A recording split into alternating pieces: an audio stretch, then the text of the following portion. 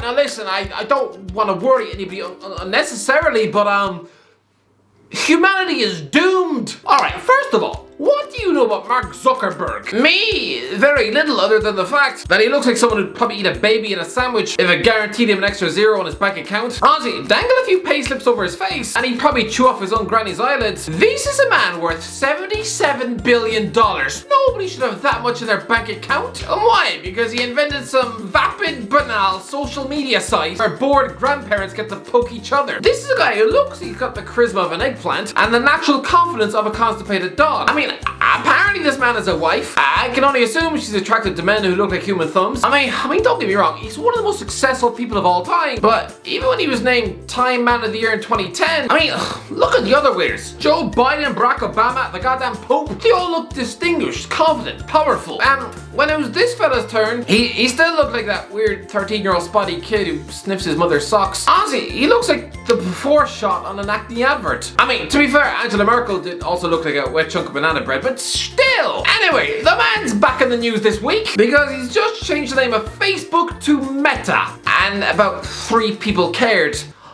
on the entire planet. I'm gonna say it, social media is a big pile of doggy diarrhea. I mean, who uses Facebook in 2021? It's a platform for your racist uncle to spew nonsense about the Second World War, and maybe for your weird neighbor to stick up a photo of his dog eating a bowl of Cocoa Pops.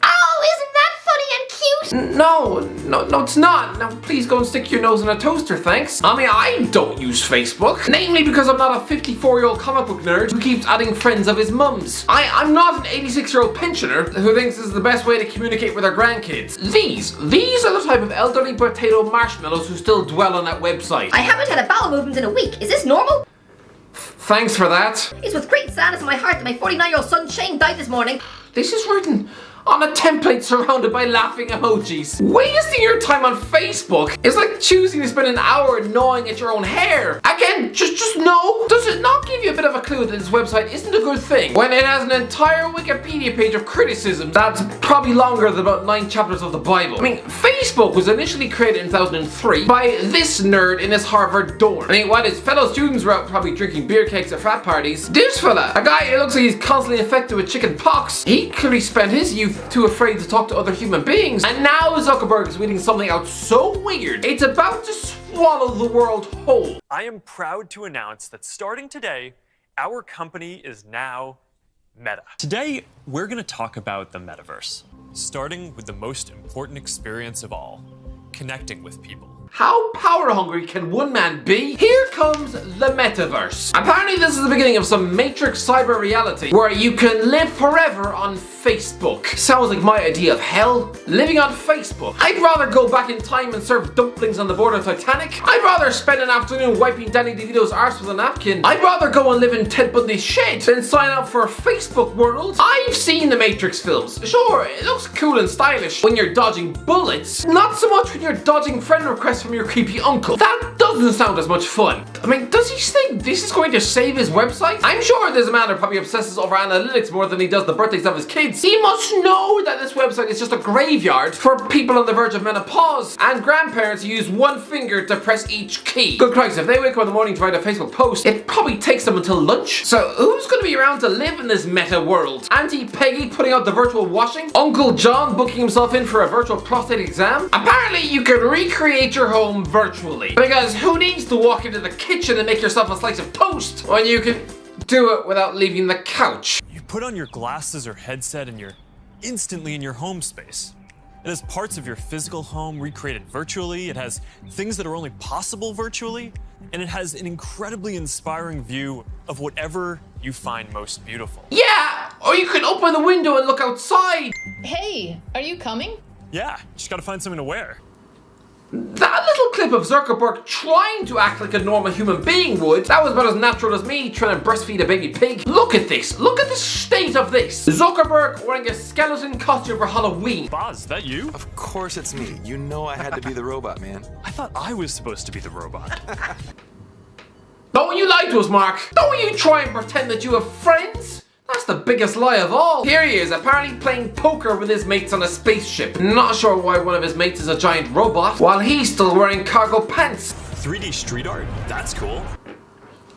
Think you need to look up the definition of the word cool. What next? 3D graffiti on the back of a bathroom door? Oh, that's what I want, a crudely drawn scrotum dancing on my face. Soon, we're going to be introducing a social version of home, where you can invite your friends to join you as avatars. You'll be able to hang out, watch videos together, and jump into apps together. How much more of a deity complex can you have? And the sad thing is, this isn't being marketed as a game, this is being marketed as life. So what? I suppose that makes this guy God. A religion, according to a man, it looks like he irons his socks. No, this guy is like a James Bond villain, or Lex Luthor without the charisma or jokes. Christ, well, look at his black, deep eyes. Makes him look like some kind of werewolf. Deb, do you want to take us through some of the exciting games in the pipeline for Quest? Absolutely. Over the years, we've had the opportunity to work with incredible developers. Nice. What else is coming? Beat Saber has a passionate community. Oh, I love Beat Saber. So do I. The acting is this. It's like watching the modern day version of the Brady Bunch. The studio behind fan favorite Arizona Sunshine. I love Arizona Sunshine. That game basically got me and my friends through the first few months of the pandemic. That's awesome. Why? Why is he speaking like he's a 14-year-old boy? Me and my friends. No, you're a nearly 40-year-old man with a wife and kids. Well, the metaverse is constantly evolving. This woman, what is she doing with her hands? It's like she's some cyborg who only learned how humans use their limbs by watching Muppets Treasure Island. Nevertheless, try to hit 50,000 subscribers as soon as possible. If you want to join this journey, then be the biggest legend of the world and slap that red button in the teeth, you absolute legends. Anyway, back into the video.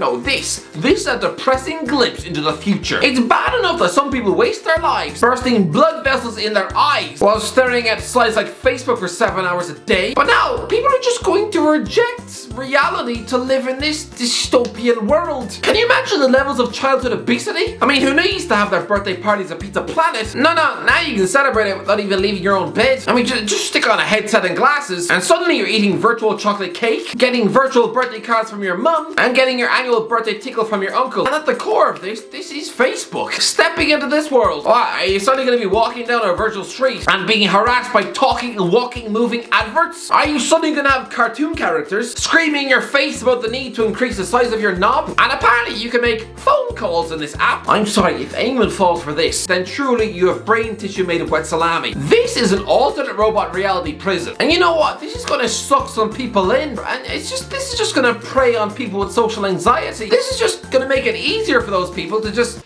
reject normal life, reject making an effort to live in this cozy little bubble. People are just going to waste years of their life just making friends with cartoons rather than stepping outside and breathing in fresh air. This isn't a novel new idea. This is just a permanent lockdown. A permanent state of sitting on the couch drooling down your chin. I mean, who needs to go outside and smell the grass when you can just sit inside and breathe in the stuffy fumes of your basement? Fumes that now just taste of stale armpit sweat and popcorn. If this actually catches on, can you imagine what sort of oxygen-starved mutants are going to inhabit the earth? Everyone's just going to look like Smeagol. I think this could be very positive for our society and economy. Dropping our daily commutes will mean less time stuck in traffic and more time doing things that matter. And it'll be good for the environment. Good for the environment! Oh yes, good when every man, woman and child are stuck indoors. With the world now looking like the set of I Am Legend. Who wants to live like this? Who wants to live stapled to the couch for the next 40 years? No more traffic, no more social interactions in person. Instead just rotting away like a decomposing mannequin. Staying in that one fetal position until death. Having spent your entire adult life living in an AI reality constructed by a man who's probably unable to feel joy. This guy might be a super genius, sure. But throw him into the middle of an environment where he's forced to be social and he'll probably bleed through the eyes. Do not accept this as a reality. Never. I do not want to live in a world designed by a man who looks like a baked potato. Anyway, that's the end of this. Let me know in the comment section, what do you think? Is this the end of human life? Let me know in the comment section below. If you enjoyed the video, don't forget to like, subscribe, and as always, I'll talk to you in a while.